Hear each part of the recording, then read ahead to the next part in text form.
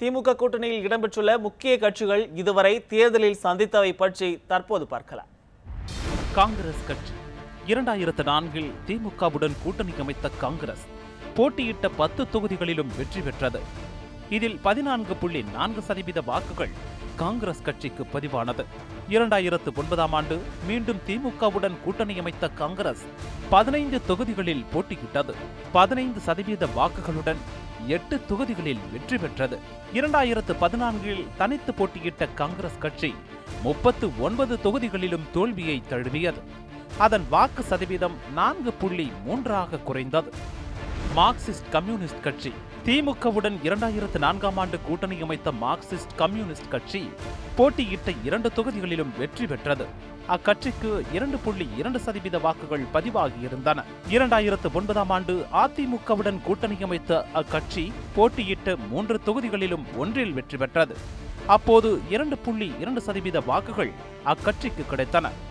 2014ஆம் ஆண்டு இந்திய கம்யூனிஸ்ட் கட்சியுடன் கூட்டணி அமைத்த மார்க்சிஸ்ட் 9 தொகுதியில் போட்டியிட்டது. ஒரு தொகுதியில் கூட வெற்றி பெறாத மார்க்சிஸ்ட் கம்யூனிஸ்ட் கட்சிக்கு 1%த்திற்கும் குறைவாகத்தான் வாக்குகள் பதிவாகியிருந்தது.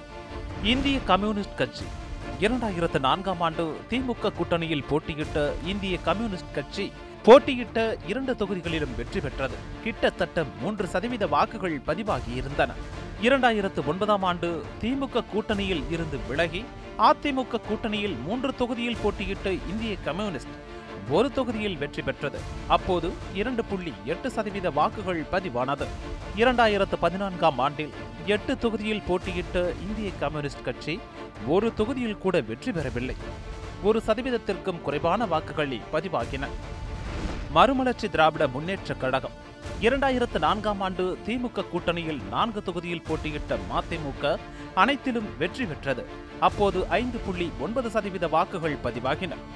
2009ஆம் ஆண்டு திமுக கூட்டணியில் இருந்து விலகி அதிமுக கூட்டணியில் 4 தொகுதிகளில் போட்டியிட்ட மதிமுக ஒன்றில் மட்டுமே வெற்றி பெற்றது. மதிமுகவின் வாக்கு சதவீதம் 3.7 குறைந்தது. 2014ஆம் ஆண்டு தேசிய ஜனநாயக கூட்டணியில் 7 தொகுதியில் போட்டியிட்ட மதிமுக ஒன்றில் கூட வெற்றி பெறவில்லை. விடுதலை சிறுத்தைகள் கட்சி 2009ஆம் ஆண்டு திமுக கூட்டணியில் 1 தொகுதியில் போட்டியிட்ட விசிக வெற்றி பெற்றது. அப்போது அக்கட்சி 2.4% வாக்குகள் பெற்றது. 2014ஆம் ஆண்டு திமுக கூட்டணியில் 2 தொகுதிகளில் போட்டியிட்டது விசிக. ஆனால் ஒன்றில் கூட வெற்றி பெற முடியவில்லை. அதன் வாக்கு சதவீதமும் குறைந்திருந்தது.